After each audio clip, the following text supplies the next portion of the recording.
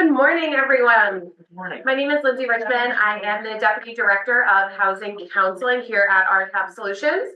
So we're going to open up the presentation with just a little bit about RCAP.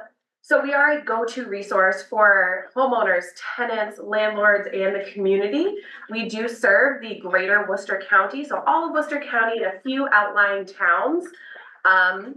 We are also the home of the Housing Consumer Education Center. That is one of the programs that I oversee. We do things like assistance applying for emergency rental assistance, housing search, some light case management to connect people with the resources they need or the housing options that they may need. We also run a host of workshops. I'm not going to bore you with all the details, but things like the first time home buyers workshop, financial capabilities to teach people about credit and budgeting and all of those things. We also offer some housing counseling on those topics. So if someone's having trouble with their budget, finding resources, home repairs, we can work with them one-on-one to, hopefully find a successful resolution to whatever their crisis is. And now I will introduce Asher. He is our residential loan fund manager. He joined us late 2020, so right after that big COVID. He has a background in lending, banking, real estate, and customer service. He is a HUD certified housing counselor as well. And he is a graduate of Assumption University. So Asher, I'm going to hand it back over to you. Thank you. To talk about your program. Thank you. Well, welcome everybody. Thank you for coming, Livette, Jahaver, and Lindsay, as always. So, Matthew, appreciate you all coming. We had a lot of emails going back and forth, very nice emails, and thank you again for coming. So today we will talk about the program, the Home Modification Loan Program, and from what we discussed, it kind of complements what you do and this program. 150 employees, that's very impressive, and your patience. So with all this information, hopefully you take it back and you can help your clientele with those that may need our services, because having people stay in their own home, families, it's a lot easier, better for them, more comfortable, convenient. So we would like to help as many families as possible, and that's the design of the program. And it's a great program, like we were talking, not many states have this type of program. And so we'll get going. So the Home Modification Loan Program, it is a state-funded program, and it provides loans to homeowners and small landlords to fund necessary changes to keep individuals with disabilities or elderly family members in their own homes. So RCAP Solutions administers the program with MRC and CEDAC. CEDAC, Susan, she, is with CEDAC, and that's how we got the connection. So we go there. The Home Modification Loan Program, I cover Central Mass. That's a lot of towns. And so with that said, the program is offered throughout the state. So there are other providers that offer the program, depending on where you're located, Cape Cod, throughout the whole state. So if someone lives outside of Central Mass, there are other providers, and we can provide the contact information for them, because not everyone lives obviously in Central Mass. Sometimes I do think they do, but so it's very helpful. So the loan program, what type of modifications? Examples, the modifications can assist individuals with wheelchairs, for example, or walkers. They might need a ramp. It's not easy to walk, so in and out of the home and vice versa. So they can have ramps installed. People with mobility issues, they might need a stair lift. It's not easy for them to go up and down the stairs inside the home, so you install a stair lift, make their life easier and safer and more comfortable. Such things as platforms, Hoyers, big projects, bathroom modifications. Those individuals, families that have medical situations, you can convert that bathroom into a handicapped accessible bathroom. You know, the walk-in showers, the grab bars, non-slip floors, widen the doors. And it's not just that, you can widen doors throughout the whole, I mean, it depends on their medical situation, disability. So, you know, they can get a lot of coverage. Kitchen modifications, driveways, walkways, therapy spaces, you know, we talk about kids, children with autism, you know, a number of medical situations. They might need a therapy space or a fence so they don't bolt in the street or someone else's yard, you know, for safety, keep them inside your perimeter. You know, generators, air conditioning. I might need an air conditioning, but we'll see. No, but the program covers a lot of modifications that might not even, you know, obviously be here. So it depends on the goal of the situation. And that's why we talk and discuss with families as to their situation, what their medical needs are, and what type of modifications are possibly eligible and helpful in their life. So the program, there is a loan limit. So loans can range from $1,000 all the way up to $50,000, secured by a note and a mortgage lien. The next part is, I always hear it's too good to be true, sounds too good to be true. And yes, it's a 0% interest, deferred payment, no monthly payments, no monthly payments required, no interest accumulates. So the program is designed to help families without putting additional financial burden on the families, obviously. And we want them to be comfortable and not worry about more monthly, you know, charges. And so you can live and stay in your home for many, many years without worrying about paying the loan back or making payments. So the repayment is required when the property is sold or if there's a transfer of title. And so another loan for mobile homes, manufactured homes, the loan is a little less. It's from $1,000 up to $30,000. Okay, again, it's the same routine, a lien, a promissory note, and so on. So, you know, there's a little difference there. However, it's possible for both of those loans to be done. Now, the homeowners for all these projects, they will hire a contractor of their choice that needs to be licensed and insured in the state of Massachusetts, and that will do the project for them. We do have a list of contractors. We can offer it. We, you know, if they don't have a contractor, but they don't have to use anyone from the list. But the list of contractors, they know the program, they've done projects, they continue to do projects. So if it's helpful, they can use it, but they're not required, just so you know. The income guidelines are generous. As you can see, a family of two, $261,200, and so on. So this program is designed to help families. You can make good money and still qualify income guidelines. And so, you know, it kind of speaks for itself. So if someone says, oh, what if I make too much money? Well, you never know. You know, family of four, you know, if you're making $326,000, you're still okay. So the application process, basically, you know, it says first come, first serve, but all the applications are first come, first serve. So we try to process the applications as soon as we can. There is a checklist of items that are needed.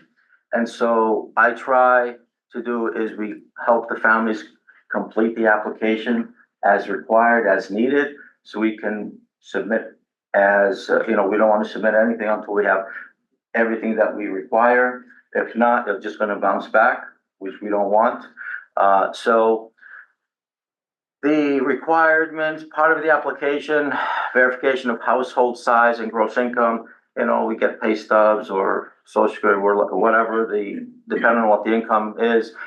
The professional form, which is page 12 of the application, is the whole application is important. However, that is to be completed by the medical provider for the beneficiary. So that gives us the diagnosis, the disability information. They can make comments, what they would benefit from, the doctor or the medical provider can make comments. So at the same time, we do need verification of paid state income taxes, property taxes. The deed is also, obviously, most families don't know where their deed is, so we can pull it. I don't even know where my deed is, but anyways, we can pull the deed if need be. But for the most part, the checklist of items, page 7, it's very helpful. It's a good guide to go based on what is required, and that's something that we can work together on in terms of making sure we have everything we need before we, move on to the next step. So, application process. Well, after completing the application, obviously if it's approved,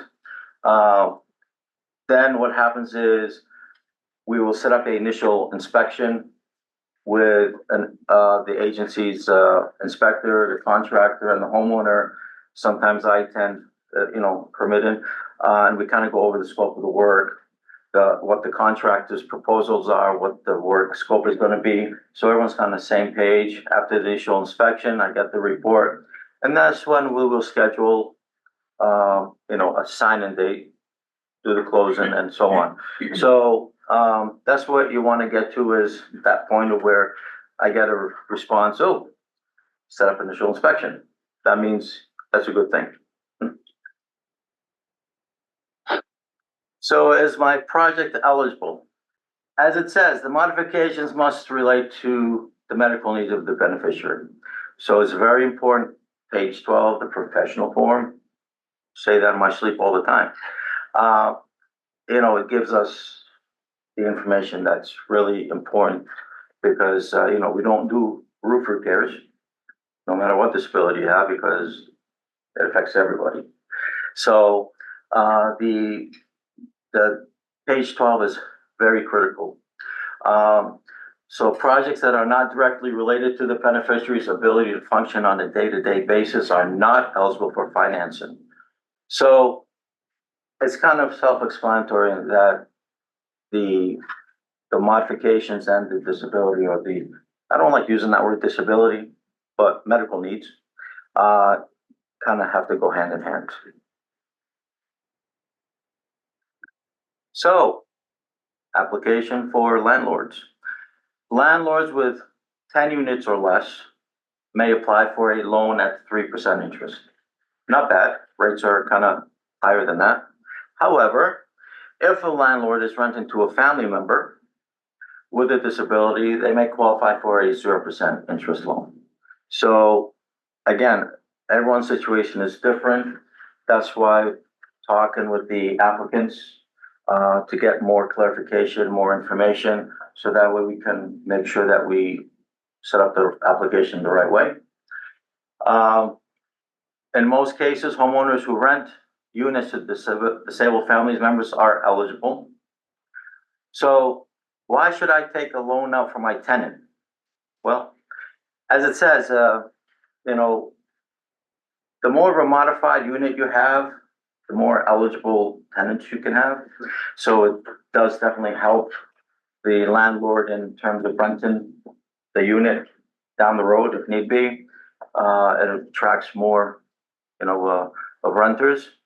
It reduces tenant turnover and improves the stability of the property. And stability is very important, especially to a landlord. So again, it increases the pool of tenants who might rent from the landlord in the future. And it makes the unit more desirable with families with disabilities, because it's ready for them and it's ready to go. They don't have to search. It's right there. So possible modifications. As you can see, bathroom modifications, looks nice, kitchen, stair lifts and platforms. These are just example samples of the type. The ramps, sensory therapy spaces, accessory dwelling units. generators, walkway, driveways.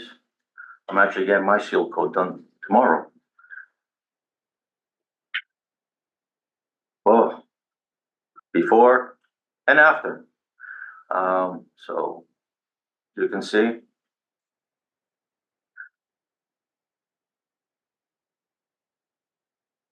So here's a couple of nice testimonials. But take it from me, it's a great program. So I'm not gonna read all of that. Kind of looks familiar, but you know, the information is in the packet. And so basically, that's the program. Thank you for attending. Levette. Levette is my mentor, philosopher, my manager. And a pain in his neck. Oh. So, thank you, Asha. Thank you all for joining us this morning. So just as kind of a clarification on a couple of things that Asha discussed. Yeah. So all of the homeowners that come through, as they're going through the process, Asha is there every step of the way, from the application process to kind of discussing what the needs are. What are you coming to us for? How can we assist you? And what are you looking to have done? So one of the things that we look at is this individual looking for a repair, a modification, or adaptation? Because that's going to be the driving force. If a person, there are things that kind of fall outside the perimeter, and Asha tends to fight for those individuals that may not, things that windows are not covering, prime example. But we might have a child who has autism, who has sensory issues. In that case, that's something we would take to the loan board and ask them, you know, this is this child's impairment. It would be beneficial for this family because of the stimulation coming through the windows. They would benefit better to be able to have these windows with tints on the opposite side. So this does not then trigger him or her. That may be something that would then be able to be done. We don't normally do appliances, but this may be a situation where the family can't afford appliances and this person is using a wheelchair as accessibility throughout the house. So maybe it's a situation that Home Mod, if it falls into the perimeters of that $50,000, we're able to get a handicap accessible dishwasher or lower cabinets in a kitchen so that they have the ability to now navigate their homes within the perimeters of what they're looking for. Because again, as Asha stated, we want individuals, the reason for this program is to have these individuals remain in their home, especially our seniors. They have paid their whole lives and put their debt to society to be in this home because that's the American dream. And we get to a certain point where we didn't think about those spiral staircases when we bought that house, and they look wonderful when we purchased. Now we can't access them because of whether it be arthritis, whether it be other mobility issues, we can't go upstairs. So a stair lift is needed. Things of that nature. We don't think about egress going in and out of the house. I can take those 3 stairs. That is nothing until the railings get rickety. We've got to think about those things. Driveways. It was unbalanced when we bought the house. It's fine until I have to get out with my walker or my crutch. That becomes an issue. So we want to be able to use these funds to be able to repave that driveway, to be able to put new railings in, to be able to put that wheelchair ramp in or stair lift in. And that's what those funds are for. But as Asha says, the impairments have to be based on what the need is. So you can't come to us and say, hey, I need a back deck. Because I just need to look at the sunlight because it just makes my day. And my deck is a 2x2 and I want to have parties back there. Doesn't make sense. And it happens. And it does. And that's the reason I'm using that as an example. Some people just figure that this is a modification loan, then we can get a roof. We can get specific things done. And it's not the same. It is based on a need. And whether it's the need of the homeowner, a family member, if they're doing shared living. So that's the other thing that we do come across a lot. There is a lot of shared living going on. And people are modifying their homes so that these individuals can move in and be taken care of within their home. And they're able to do a 0% interest loan. And the best analogy that I can get for a 0% loan is that one-time payment. If you live in that home for 50 years, You do not pay this loan back for 50 years. What you take out is what you pay back. If you only borrow $30,000, you only pay back $30,000. The only fees that are incurred with Home Mod are the recording fee to the Registry of Deeds at $205 and a $100 processing fee, and that can come out of your loan. So most homeowners do not come out of pocket at all. We also do additions. Asha has done a ton of additions. And this is where homeowners who have enough money to get it done but can't get it completed, and Home Mod will take on the tail end of that. And that 50,000 can go for that completion. So maybe we're only handling the bathroom portion of that renovation because they're putting this on so mom and dad can move home. But I don't have enough to do everything. That makes sense. Or we have a child who's coming home from the hospital who has all of this equipment and the home is just not large enough. The space is not going to accommodate what this individual needs. Knocking down those walls, making it accessible. That's what this money can be used for. So those are just a few of the things that we've seen. And the coolest thing about this program is once you're approved, you pick what goes in your home. Asha doesn't tell you, I don't tell you, and your contractor can't tell you. You're gonna take this tile, you're getting that green paint right there because it's on sale, and we're gonna roll out with this toilet right here. I know it doesn't work for you, but it's pink, but you're stuck with it. Absolutely not. It's going in your home. This loan is for you to make these modifications to your home. So therefore you get to pick the amenities. You just need to stay within that realm of those funds. Don't come in with the Tiffany lamps. at $2,500 and just say, I don't know why I can't get those counters that I wanted put in because you got the Tiffany lamps. So you want to make sure that it makes sense. You want to make sure that it's conducive. Some people, as you saw in some of the photos, went all in. I want marble, I want granite, I want it all. And it fit within that range. So they were able to do it. Others are like, I just want to live in my home. It doesn't have to be over the top. I want the bare basics to make it from day to day. This is what I need. So that's what they've chosen. So styles and different things are based on the individual and their needs. Some people want it to be aesthetically as in how the home was built and we want it to go in. Some people need a ramp in the front. These ones I love. They need a ramp, but they don't want their home to look like a disabled person lives there or someone with impairments. I don't want the railings. I don't want the metal. I want this to look like a walkway. So that was the idea that we came up with. Yeah. So we've got several where it's paved all the way up. Stone. You don't realize that where the lights are, those are rails. Yeah. They're rails on the ground. There's flowers covering those. Wheelchairs can't go over. Crutches don't fall over the side, but it's aesthetically pleasing from the front. So those are things that you can do within the program. And again, approval, that's Asha's. He's going to ask you for the paperwork. He's going to see you through the process, whoever you may be, doing the initial home visits to say, I don't know exactly what I need, but I know that I need something. Can you come over and talk this through with me and make it make sense? That's what Asha's here. Well, we can do an initial walk-in. Yeah. And just kind of go over in person, like go over the possible modifications based on the situation. So sometimes in person meetings is a lot more friendlier and easier to do versus over the phone. So that is possible and it does happen obviously. So like Lavette says, homeowners, they can choose and pick, but like I always tell them, you have a Porsche, Toyota works just as great as a Porsche, even better quality. So you got to work within your budget with your contractor and have communication. Communication is very, very important between the homeowners and their contractor. Absolutely. So if the contractor and them don't talk, well, guess what? He's just going to choose. No. So very, very important that they talk, because at the end of the day, once the project is done, the fund is here. I disperse the funds here. There's a payment schedule that the contractor, homeowners, everyone knows about. So we go according to the payment schedule.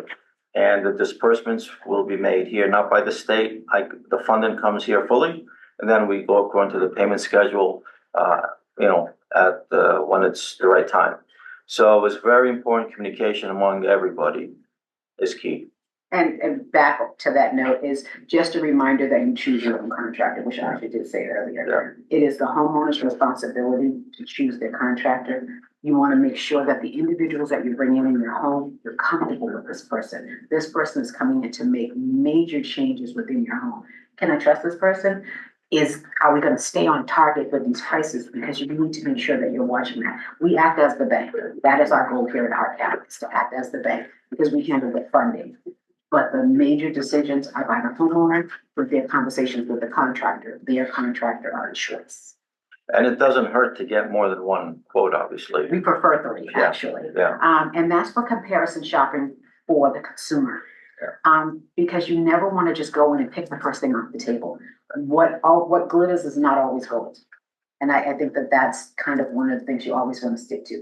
Sometimes the grass is not green right there. These higher prices don't make sense, but the lower ones may not either. Because somewhere along the line, something doesn't add up. So you want to make sure that you do your due diligence, research. And we tell all the clients, please research your contractors. Facebook, the consumer reporting, check on the contractors. See who you're hiring. Craigslist. Find out if anybody's worked with them. Ask them, can you speak to some of their former clients? Can you see their portfolio? What other work have you done? Have you repaired a bathroom? Have you done modifications before? Ask the questions. We want to arm the homeowners with as much power as possible because at the end of the day, without that, we know that there are individuals that will take advantage. That's the program in a nutshell, and we appreciate you guys taking out the time to contact us. Just a couple questions. Sure. So, and I'm sorry if you said this already. So Yeah. you do not take people on Mass Health? Why Is that, are they homeowners? This is a homeowner-based program. yeah. Homeowner- They just saying it wasn't a Mass Health program? It's not Like you can a make a Mass lot of Oh, money and okay, still okay, qualify gotcha, for the gotcha. program. Oh, You're yeah, already on okay. So that. it's wasn't- not income restricted unless you're, and Asha can jump in on this, your assets. So it's asset restriction. If you make a certain amount or you have a certain amount of assets that go outside of the allotted, then no, we would have to basically do a referral to MRC where we get our funding and say, hey, we've got a homeowner who doesn't quite fit into Home Mod because they're over the income limit Yeah. based on their assets Yeah. or their income in general. Is there another program that we can? Gotcha. No, definitely, if they're Mass Health, definitely they can apply. So definitely Mass Health, if they're eligible, Mass Health eligible, definitely they can apply here. Yeah, too, it's obviously. based on, it's homeowner, and that's the other thing too, Asha tapped on, with regards to taxes. You cannot owe property tax and then request a loan, because with the lien is on the property, and if you already owe taxes, that becomes a problem. So we need to make sure that you're current with your taxes, and that is something that we check. Yeah. Because you can't ask the state for money if you owe the state some money. That's why we get a copy of the So state they- tax They're return. very stringent about that. Yeah. So you want to make sure that your taxes are current, and that is something that is a requirement. Same thing with the IRS. If you owe back taxes, that's another thing. We do check on that. That's the reason for wanting a current tax return. We need to make sure that you're in good standings with the state. But if you do have a payment plan, even though you owe taxes, if you show proof of a payment plan and that you are current, that would go a long way with the application. So there are, situations where you can owe and still proceed with the application. But we just need proof that Yes. you are making the timely payment plan and go from there. So it's not the end of the world if you do owe taxes, but we just want to make sure that you're committed to taking care of it. Because like Lavette says, we are using state funds to help families, and if you owe and, we don't want any clash. So. Any more questions? Yes. I have 4 of them. Absolutely. I'm gonna stand back and let Asha go. Oh, no, that's please. So you said that, that has to be repaid when there's a change on the deed to another name. Yeah. What happens if it's, a handicap, I have a child, I take the loan out, I'm gonna turn the home over to my son who has the disability. Would it have to be repaid even though I've turned it over to someone with a disability? No, if it's to the son, family. As long as we are notified ahead of time before anything is done, we gotta get approval from the state. Can I tell you why you're explaining that? Yeah. actually? So with that approval would come, you took out a home loan. I'll give you an example. You took out a home loan, and now you're going to turn that over to a family member. Upon turning that over, what you're gonna do is you're gonna write a letter to Asha, basically saying, I got this loan, this is my loan number, and I'm looking to change, looking to change owners. This is the reason why. I wanna make sure upon whatever, the circumstances may be, that this individual always has a home, because that was the reason for these modifications. This is their forever home, and I want to ensure that it stays in their hands. Yeah. That letter then comes to Asha. Asha then puts in a request for you with the funders. Once approved, they let him know, and then an assignment and assumption is created, so that when you change the title, the assignment and assumption follows that, so that when you record it, it says that we know that this individual who took over the property is now responsible for the home mod loan. So when they sell the property, they then have to pay back this $50,000, $30,000, $10,000. So the transfer of the title will not trigger the repayment. Okay. So there are situations that obviously before anything is done, they will reach out to us, to me, and we can discuss it, because there's a lot of different type of scenarios, situations. But the one that you mentioned, like Livette said, that's the process, so they can have a peace of mind and then knowing that they can live in the property, even if the title is transferred without triggering the payment option. Thank you. Can it be used more than once? So if I take out a $20,000 loan and then something changes and I need more? Yeah, yeah. You have up to 50,000, for example, for regular home. So if you use 20,000 today, say you need a bathroom, something, and then down the road you need something else, it comes up. You do again the process, and you have up to another 30,000 you can use. So the maximum is 50,000. You don't have to use it all at once. Hopefully you don't have to use that much, but it is there for you. Say you have 10,000 used, you still have 40,000 down the road. You can do another application and go from there. So you don't have to use it all at once. Okay, and then so I do it on a mobile home, we've got all kinds of nice things from there. My mobile home depreciates to the point that it's only worth, I've taken $30,000, it's only worth 20,000. What happens? We're not looking at the value of the mobile home. We're looking at the project, how much it's gonna cost to do what we have to do. So we're not gonna do appraisals, we don't do appraisals. So that's not gonna affect the application in terms of if the mobile home costs $10,000 and the project costs 20, we don't go by that standard.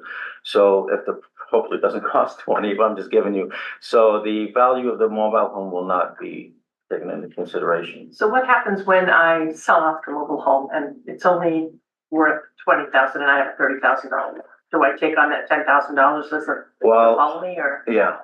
Okay. Hopefully that doesn't happen. That's okay. Yeah, but we don't want to think about that, but it does happen, yeah. It does happen. Yeah, So yeah, it does. And mobile homes, let me tell you, mobile homes are very, very interesting process. They are. Yes, love it. So I'm gonna throw one more piece on that, depending on what your financial situation is at the time of the mobile home. So say you're selling it due to, you can't keep up to the final payments of the last $20,000 and you're in financial hardship. You then will reach out to Asha with a letter requesting a forgiveness of the balance of $10,000. I am willing to sell it and pay off $20,000 on the loan, but the balance of $10,000, I do not have the assets to recover from you to forgive this $10,000. Asha will then submit that on your behalf, and the funders will make a determination and get back to you. So that is also, that's also. Yeah. We've had situations. For short sale too, on a home, if a home is being, for whatever reasons, being foreclosed on and they want to stop it. Those are the other extenuating circumstances as well, that we could take, Asha would take to the funders on your behalf. So if the property, you have a say $20,000 loan, which is easy math, and this offer say 10,000, that $10,000 difference, it doesn't mean you have to. That's what Livette is talking about, is you send in the request, then we do the paperwork to request to forgive that portion, hardship, whatever the reason is. We'll get documentation from the realtor, what the numbers are, what you're gonna be receiving versus what's still. So there is a process that it can be partially forgiven.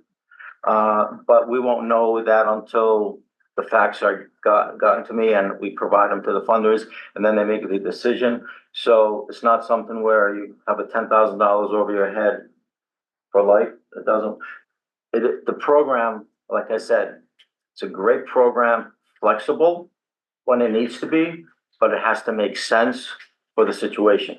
So there's a lot of situations that may arise, but before anything is ever done, reach out to me because we want to get the facts, we want to discuss it, make sure nothing is done until we get information and have answers. So that way we can make sure that you're not doing anything wrong that will trigger the payment option or, want to make sure you do the right thing. And my last question is, you find a contractor, you've done all your due diligence, everything looks good. We actually used one of your, say I used one of yours that you suggested. Yeah. And about halfway through the project, they go bankrupt. And because that happens, Yeah. things I've seen. And so what happens then if the amount to finish the project, because we had to get new bids from new contractors, they've used however much money you've already given them. If it goes higher than $50,000 and you're not gonna be able to finish it without having those additional funds. Well, that's a scenario. I don't think I've had something like that. However, if we have a payment schedule, hopefully the payment schedule was, you stick to it and something happens. Hopefully, if something happens to the contractor, by that time, those funds that were sent to him, he did the job up to that point. So if someone else needs to come in and take over, hopefully it's not gonna be too much of a difference. We still have funds available for the new contractor to finish the project. But that's kind of difficult because there's so much issues that can arise to give you one straight answer. But that's why we have the payment schedule. First payment for materials, second, so on, third, and so on and so on. So hopefully, after the first payment, if there's issues with the contractor, the homeowner hopefully, is aware of what's going on. So we don't make another payment until we make sure that the contractor is going to be able to do and continue on. So the homeowner, that's why communication is very important. If they sense, if they see something, if they know something's going wrong, they don't have to pay or sign off on the check and hand it over to the contractor. Because they want to make sure that the contractor is going to finish the project. But your situation, I haven't seen a contract go out of business, but it can happen. But that's why the payment schedule is very important once we set up and we abide by it. That helps protect the homeowner and everyone else without paying anything extra that you have. We don't want to pay the contractor more than what we have to keep the project going. Okay. And that's half the battle most of the time. I will jump in that as well. So all funds are released based on the homeowner's request. So ASHA cannot just release based on the payment schedule. The homeowner has to sign off on an invoice. The contractor has to sign an invoice, basically saying, I completed A, B, C, D, and E. It is the homeowner's responsibility to ensure that A, B, C, D, and E have been done before they request the money. That then puts you in a situation, the homeowner in a situation to always know where they stand with that project. And never ask for money without things being done. You never want a homeowner to say, well, the contractor said, just give me another 20,000 and they're gonna get to it. And then, as you say, they go out of business. That leaves you in a situation where you can't recoup that money unless you take them back to court. Because we act as the bank, the same as if you walk into Bank America and said, here's a check for so-and-so for 20,000. Once you release that fund to that other entity, the bank is off the table because you authorized the release of those funds. So we want to make sure that all homeowners, before you request every step, every I has been dotted and every T has been crossed in your project before you release that, you request that money from auction. Because his responsibility is to do as you ask, you release those funds. So if you get to the end and you release too much money, then that completion of that project basically falls on the homeowner. And because we're done at that point, because again, we act as the bank. Yeah, so it's very important when I sent for example, I'll send the invoice to the homeowner. It requires a homeowner signature and the contractor signature. And will also require a contractor invoice for that payment. So if I get the signed signature from the homeowner, the contractor and the invoice, everything seems to be good. But if the homeowner has an indication that there's an issue, they shouldn't sign, they shouldn't request another check. Even if I send them the check and they see something's going on, they don't have to give it to the contractor. Because the checks are made payable to both the homeowner and the contractors. So without the homeowner's signature, the checks means nothing. If, like I said, even if the check is sent out, the homeowner does not require to give it to the contractor, especially if they notice something's going on or something's not right. You know, we can void the check. We can put a stop to it. They can hold on to it, whatever, send it back to us, whatever. But at the end of the day, the homeowner is very, very important in the whole process because they deal with them every day. And so at the end of the day, we get everything signed off by the homeowner and then they, after that, they, oh, well, you sign off on everything. You know, if there was an issue, you should have kind of like said, put a pause on it for and see what happens. So, you know, the things happen, but we try to prevent things from going to that way. But at the end of the day, the homeowner is very important in being part of the program. So just thanks for starting to Lavette and Asher and to Lindsay as well. It's been very educational. Yeah. Now, one question I have, and it's a reflection of sort of the range of our patients, but also sort of the availability of the program beyond just certain income limitations. We have certain people we serve that we are confident have very high levels of sort of financial sophistication and education. And we have other patients and or loved ones of patients where that's simply not there. And whenever it comes to expenses like this, you want to make sure you're well educated. So I think a little bit perhaps about we do to the beginning, Lindsay, that this is a place that doesn't just do this one program, but does other kinds of education. If you found yourself with a potential client on this, is there space available where there can be some teaching about finance as well as because once you've gotten into this, right, it can be big numbers real quick. But I'm trying to think that through for those of people we serve that they don't necessarily have that sophistication. Are there resources available through this to sort of, in some ways, help with that a little bit? Yeah, so one of the things I would recommend is we offer a financial capabilities workshop.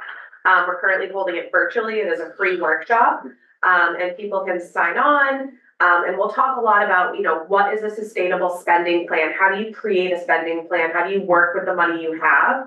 We'll also talk in depth about savings for different purposes, credit, you know, how to build it, how to fix it, what it actually is. And then if they have trouble like applying what they've learned in the class to their specific situation, they can work with a counselor. And the counselor will sit down with them and say, okay, let's talk about your expenses. Let's look at your bank statements. Let's kind of make you a sustainable spending plan to make your finances make sense. That financial management in any family household is very key and important. So to your point, RCAP, like Lindsay said, we have a lot of programs, you know, not besides the HMLP program, there's other programs like Lindsay said that could be helpful, and definitely reach out to, you know, the company or the director and go over what your needs are, and you can refer families and, you know, it's a great, RCAP has a lot of different programs that are very helpful.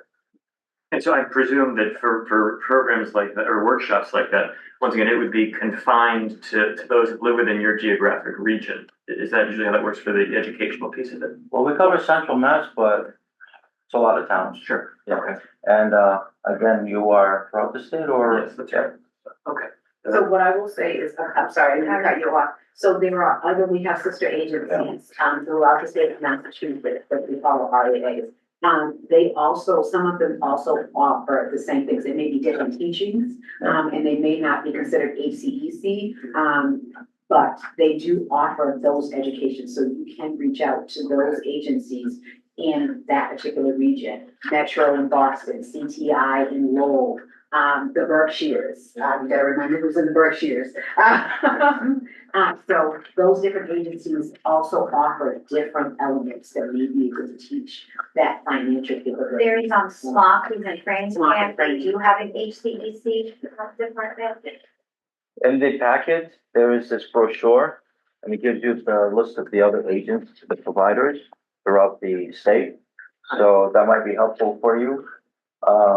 And it has the contact information.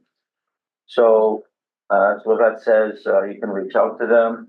I mean, if anyone has any questions, even if they're not in my territory, to sort of say, and they have questions, I can talk to them still. I'm willing to talk to anyone, and then I can refer them to the right person, and I'll make the introduction even. You know, it happens where I email the person, that provider, so-and-so's, and, you know, blah, blah, blah, and, you know, reach out to them. They are interested in this and that. So we are always open to help, guide the families to the right, either provider, or we can do it ourselves, obviously, we do it.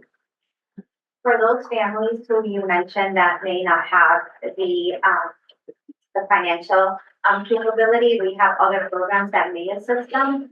If they are going through a hardship that they cannot pay their mortgage, their oil tank is low, the utilities are about to shut off, we have other programs to assist those families as well. And that's one of the programs that I oversee, which is called the RCAP program. It's residential assistance for families in transition. We cover Worcester County, but like Livette said, there are other sister agencies that cover other regions, and they do have the same product that we have available to those clients. And just so you guys know, this is Jahara Gonzalez, she's the Deputy Director of Financial Services. I'm passing over that flyer. Okay, awesome, thank you. Thank you, Liz. I was gonna go for it. I was gonna wait. Thank you, Lindsay. So, and this is just a host of different, services that we have, but again, state funding, but the agencies also, In Massachusetts. so that way you'll be able to reach out for those other.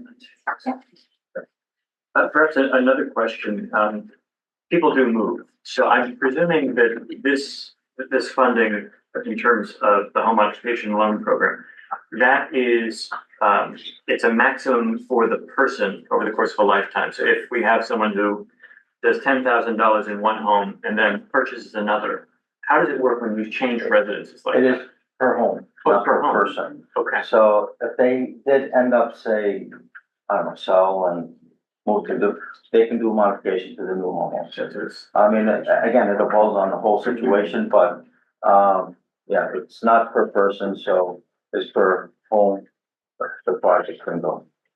Keep in mind, the process out there, keep in mind, we're looking at assets. Yeah. Looking at assets. So if they're gonna use If you the, have the assets to continue to buy homes, yeah. That's helpful. you don't need home mod. So you have to think about that piece, Right. that component. It's a lot of situation, you know, depending on situation, but, so it is per home, the project, so. And do assets include things like retirement savings as well, I presume? Retirement accounts are exempt. But, you know, if you have like regular investments, that's in play, saving account, checking account, other homes. Because if you have other homes, yeah, that's another situation where, you know, it can put you out of the income balance is one thing, but assets is another thing. So it all depends, that sometimes you can have assets, but because of the project, say you have $200,000, you're gonna put the 200,000 towards an addition. So that's something where it's workable, and a situation can have, you know, stipulate that we could be in play.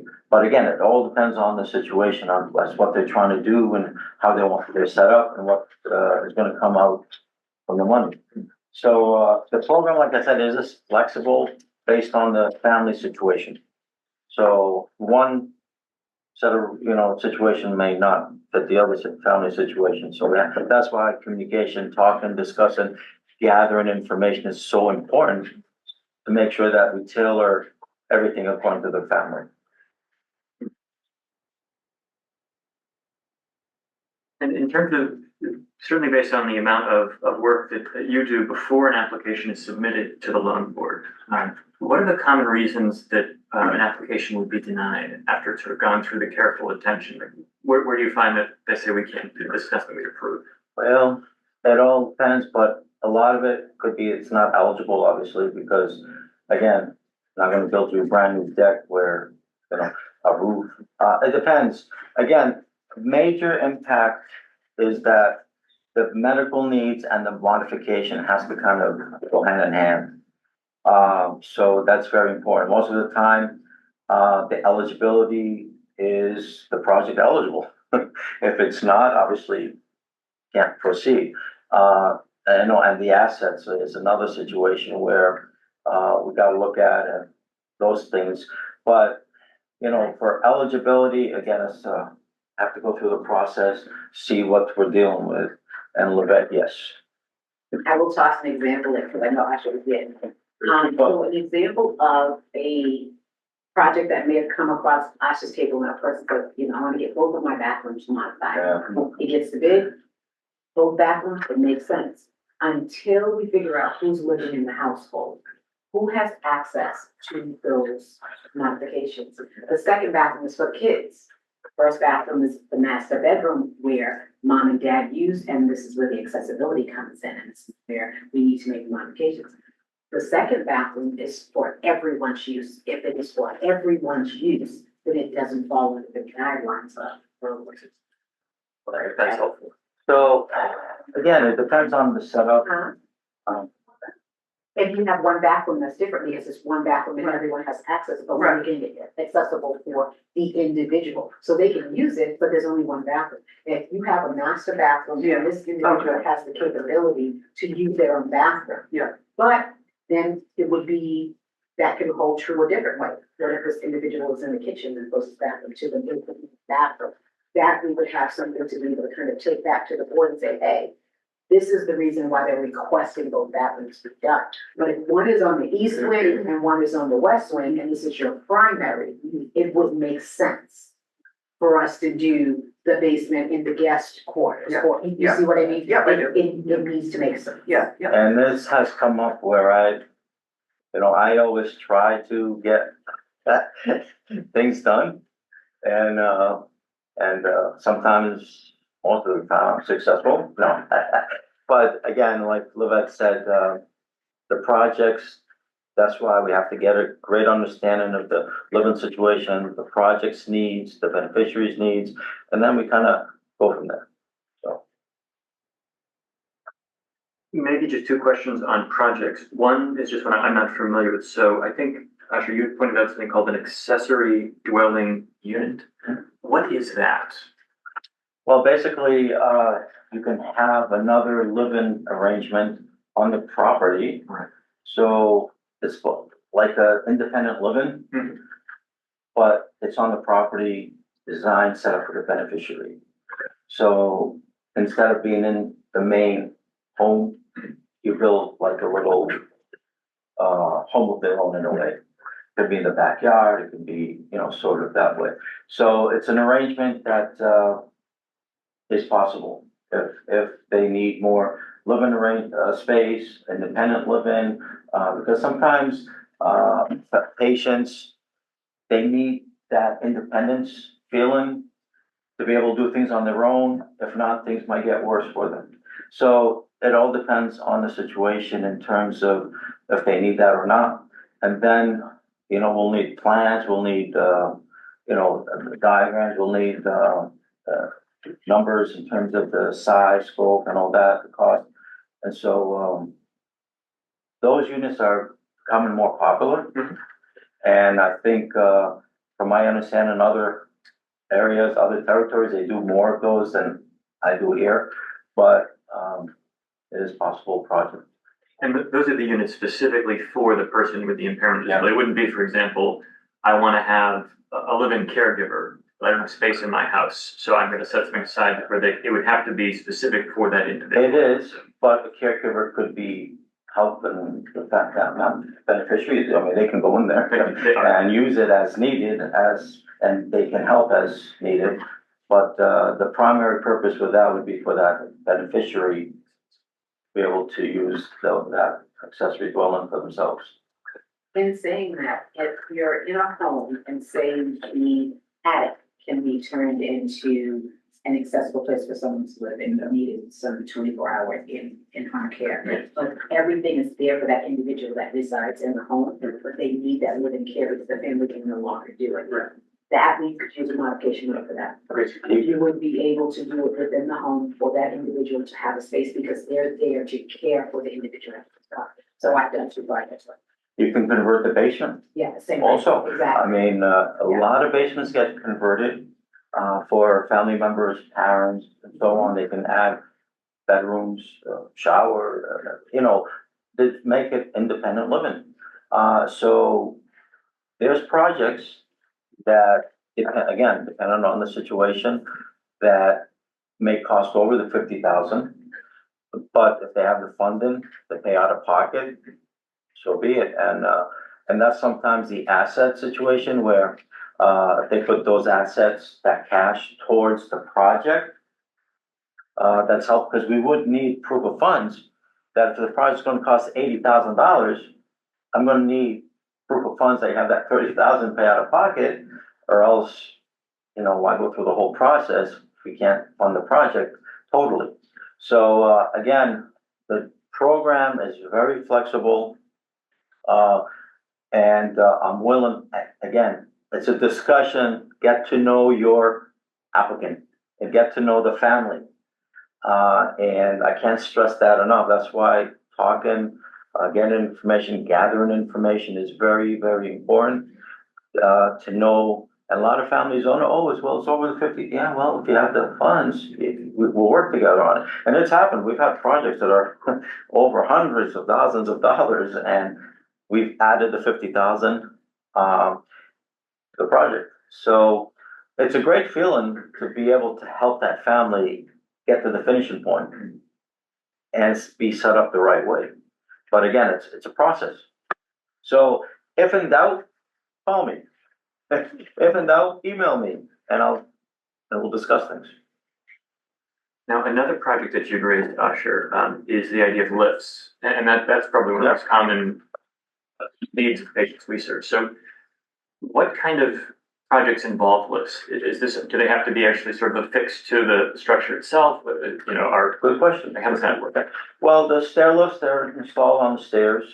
We have stair lift companies that specialize in that.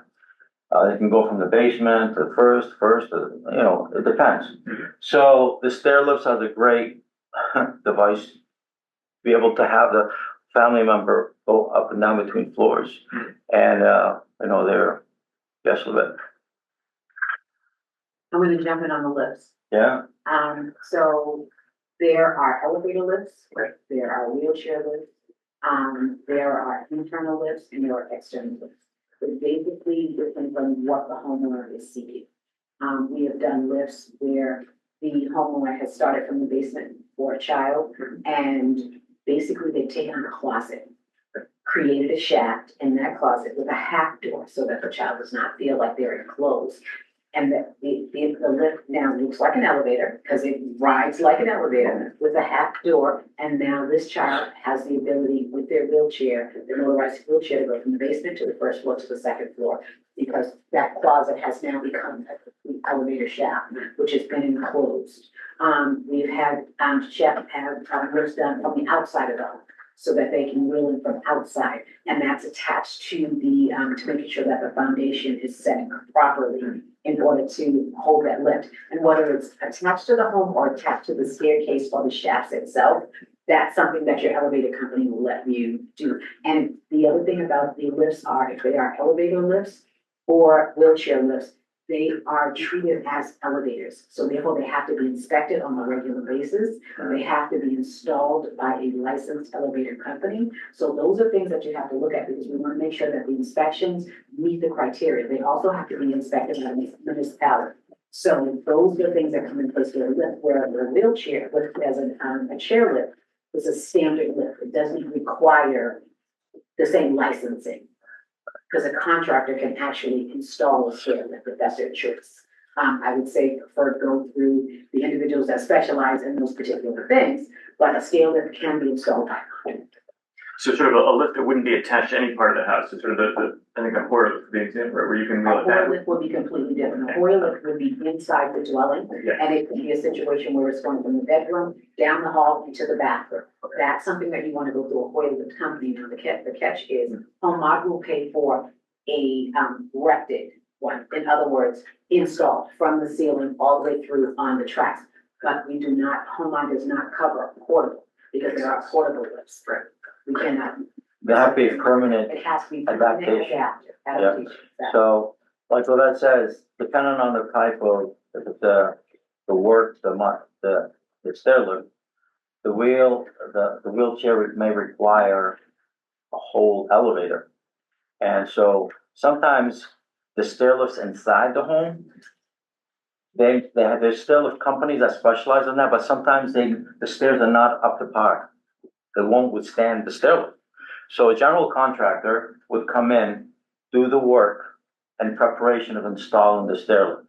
So the stair lift company, the ones I know, they don't do that work. They will require the general contractor to do that. Maybe an extra outlet or this or that, but the stairs need maybe even be redone because they're old. They're not going to be able to handle the stair lift. So there are projects where a general contractor might assist the stair lift company to make sure that the stair lift is going to be installed correctly and proficiently. So again, it all depends. Like Levette said, they can be outside lifts, inside. The Hoyers, I mean, your clientele may require the Hoyer because of their situation, the stair lift because of their situation. But again, there's a host of different type of projects and products for the homeowners, but based on their beneficiaries' needs. So that's why the discussion and the communication is key. I'm giving you kind of basic information, but the projects can get complex. And that's when we can get together and really sit down and say, what's going on here? And this is what we can do, you can't do. And so that's why one answer does not fit all, because it's based on what the project might entail. And I think just my last question, this is just to understand sort of how the program works, sort of in the state.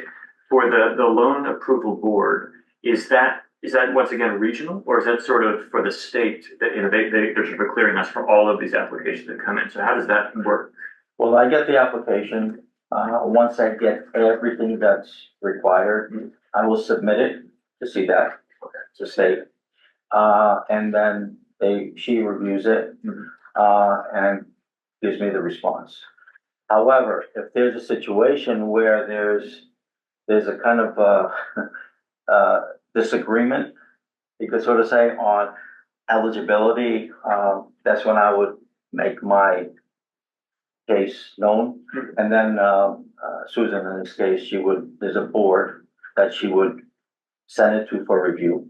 And then they are the ultimate decision makers in that situation where they're going to say if it's eligible or not. But I provide all the facts that are needed, the situation, why I think it might be eligible or not. But all the applications do not go straight to the board unless they're in that type of scenario. But Susan, for example, she reviews them, and she has any more questions, reach out to me. If not, she'll give me a yes or no, basically. But the review board, we don't really want to go that way as much as possible. But if we have to, it does happen once in a while. It can happen. Again, this is not a sales game. This is help as many families that can use the state funds. Because at the end of the day, we want to put these state funds to the best use for the families that are in need of it. And so, as long as we have the funds, let's bring on the applications and help as many families as possible. The other thing I was talking about, so Homemod funds are revolving funds. So every time a homeowner sells a home or repays a loan, because there are homeowners, believe it or not, that will take out a $50,000 or $25,000 loan and say, I'm leaving the house to my kids. I don't know what to do with the responsibility of the loan. So I'm going to pay back $20 a month. I'm going to pay back $100. I'm going to pay this loan down, but it doesn't change anything. We don't re-report anything, but we do keep account of that funding coming in. So if they choose to pay their loan off, they can. or when they sell the property. But those funds, when they come back in, they're able to be used for other families. So that's what those revolving funds are for. So basically, it comes in and we're rotating. We're getting that $50,000 right back out the door, that $20,000 when someone sells their homes. Or you have those individuals that when they purchased the home, they took out the loan. This worked for us then. We've had 2 more children since then. We need to move. They've sold their home, repaid their loan at the sale of the property, bought a new home, and came back to take out another home on loan to make that home adaptable to their new circumstances. So the funding is, like Livette says, we do get payoffs, repayments, and it goes back into the pool for the program. But, I've been here like almost 4 years. We haven't had issues with the funding. And just because, the purchasing power of a dollar changes over the course of time. In terms of the maximums, have those remained pretty consistent, or does the state reassess those from time to time? At one time, the loan amount was 30,000. Okay. And then they increased it to 50. All right. So there's a possibility they can increase it again, but unfortunately, it's not up to us. But they have increased in the past, not to say they won't in the future. But short answer is they can, but obviously, we don't have that say, but it is possible.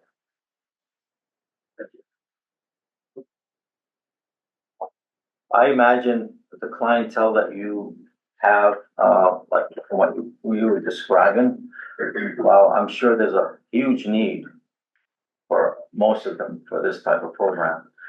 Because, again, keeping them in their own home, taking care of them in their home, nursing or whatever it might be. So I'm sure they must need a whole host of things to help them be able to get taken care of in a safer, easier way, for them to move around easier, friendlier way, comfortable way. So I'd be very surprised that I don't see an influx of applications from your agency, because it seems that this is exactly the type of program to keep families in their homes that we try to assist in. So I will be accessible to all of you.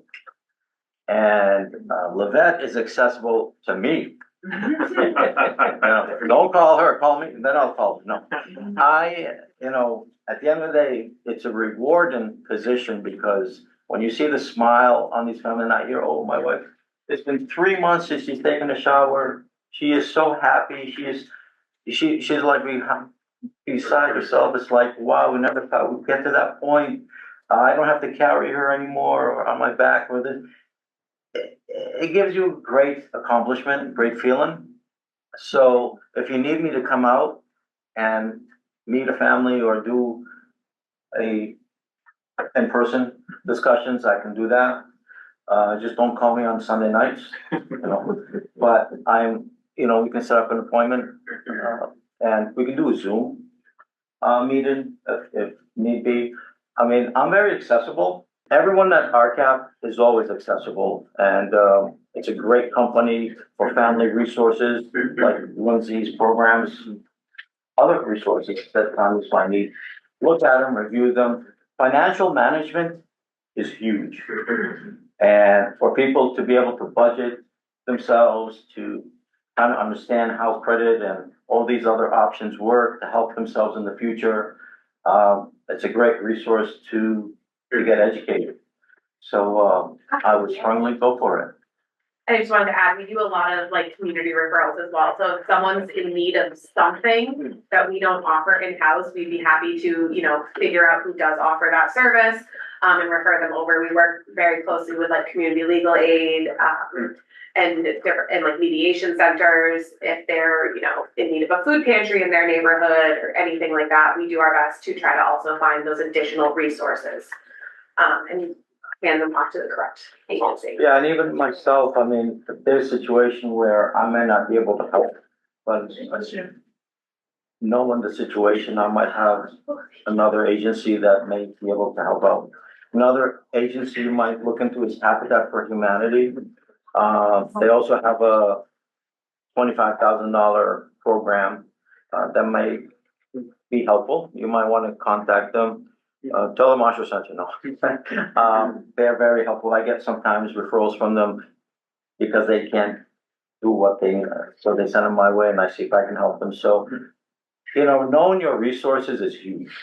You know, especially for kids, the school systems, if you know, special needs kids. The special needs programs, unfortunately, they're starting to, but they don't really know about the program. We are trying to educate and get more and more into the community, obviously. But again, I'm always accessible, and again, your program is exactly what we try to accomplish.